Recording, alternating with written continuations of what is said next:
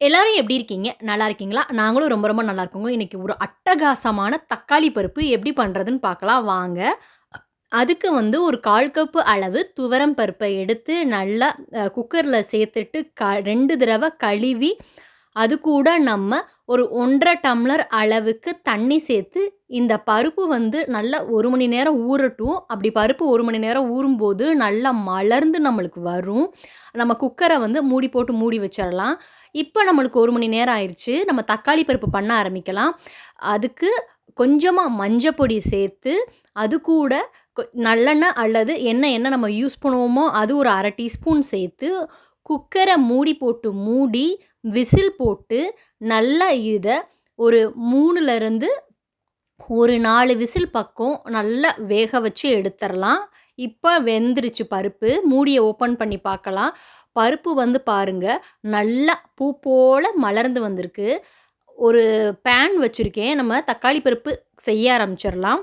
Pan வந்து நல்லா சூடானதும் கடலெண்ணெய் அல்லது நல்லெண்ணெய் 1 டீஸ்பூன் அளவுக்கு சேர்த்துட்டு, எண்ணெய் வந்து நல்லா நம்மளுக்கு காயட்டும்.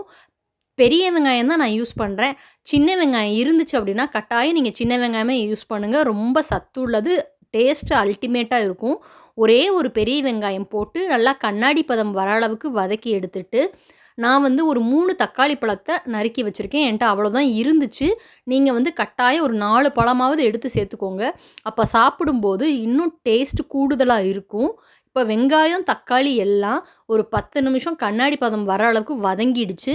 இது கூட மசாலா பொருட்கள் சேர்த்துக்கிறலாம். 1 டீஸ்பூன் அளவுக்கு மஞ்சப்பொடி, அது கூட ஒரு 1 1/2 டீஸ்பூன் சாம்பார் பொடி, 1 டீஸ்பூன் தனி மிளகாய் பொடி, கொஞ்சமா உப்பு சேர்த்து பச்சை வாசனை போற அளவுக்கு நம்ம வதக்கி எடுத்துட்டு, ஆல்ரெடி நம்ம வேக வச்சிருக்க துவரம் பருப்பை இது கூட சேர்த்துக்கலாம். சேர்த்துட்டு நான் வந்து ஒரு எலுமிச்சம்பழம் அளவுக்கு புளிய வந்து சேர்த்துருக்கேன். இது கட்டாயம் சாம்பார் கிடையாது. செம டேஸ்ட்டா இருக்கும்.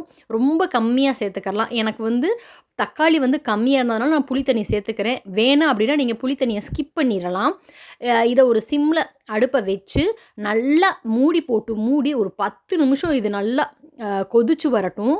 நம்ம மூடி போட்டு மூடியாச்சு. ஒரு 5லருந்து ஒரு 10 நிமிஷம் இப்ப இது கொதிச்சு வந்ததும் நம்ம மூடிய ஓப்பன் பண்ணி பார்க்கலாம். பாருங்க சூப்பரா நம்மளுக்கு வந்து தக்காளி பருப்பு வந்து செம சூப்பரா ரெடி ஆயிருச்சு. கொஞ்சம் கெட்டியா ரொம்பவும் தண்ணியா இல்லாம, ரொம்பவும் கெட்டியா இல்லாம, மிதமான இதில இருந்துச்சுன்னா சாப்பிட்றதுக்கு அட்டகாசமா இருக்கும். ஒரு குட்டி வடச்சட்டி வச்சிருக்கேன். தாளிக்கிறதுக்கு அதில கொஞ்சமா எண்ணெய் சேர்த்து 1 டீஸ்பூன் அளவுக்கு கடுகு உளுந்தம் பருப்பு போட்டு, கடுகு உளுந்தம் பருப்பு நல்லா பொரிஞ்சதும், இப்ப அது கூட 1/2 டீஸ்பூன் சீரகம் போட்டுக்கிறலாம்.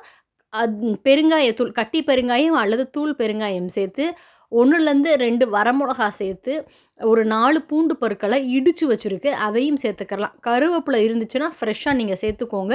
1/2 வெங்காயம் சேர்த்து நல்லா இத தாளிச்சு அந்த பருப்புல கொட்டிட்டா, அச்சோ! நான் சொல்ல மாட்டேன். அவ்வளோ ஒரு டேஸ்ட்டான செம சூப்பரான தக்காளி பருப்பு சூப்பரா தயாராயிடுச்சு. இது சாதத்து கூட சாப்பிட்றதுக்கு அவ்வளோ ஒரு டேஸ்ட்டா இருக்கும். நல்லா நெய் விட்டு குழந்தைங்களுக்கு குழைவா சாதம் வச்சு ஊட்டி விடுங்க. என்னோட சேனல சப்ஸ்கிரைப் பண்ணாதவங்க ப்ளீஸ் சப்ஸ்கிரைப் பண்ணுங்க. பாய்.